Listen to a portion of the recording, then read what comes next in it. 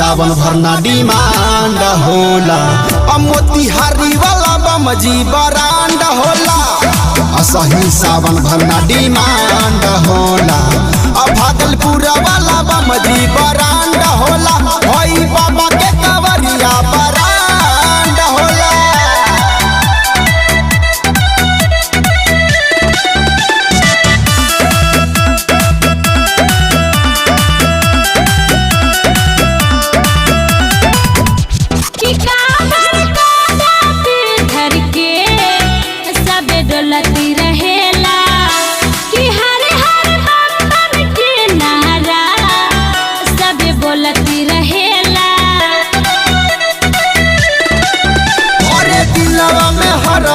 बाबा के नाम रहेला। देखेले हमन के झूठ रोड पे जाम रहेला। सब शिव जी के हाथ में कमांड होला। असही सावन भरना डिमांड होला। बाबा बैजू के कंवरिया बरांड होला। असही सावन भरना डिमांड होला।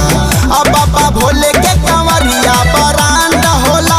हई छपरा के बमजी बरांड होला।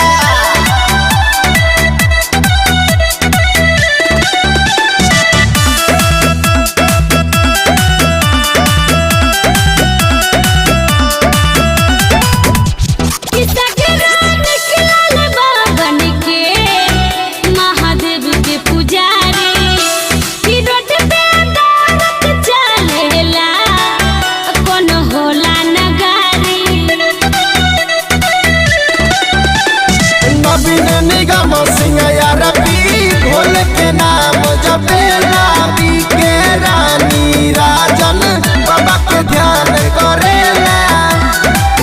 पूरा सावन भरे कहीं गुमान होला। असही सावन भरना डिमांड होला। मोतिहारी वाला बमजी बरांड होला। असही सावन भरना डिमांड होला। भागलपुर वाला बमजी बरांड होला। हई छपरा के बम सब बरांड होला। वैसे तो पूरा बिहार के बम brand. Recording by CTV Bhojpuri Naugachia.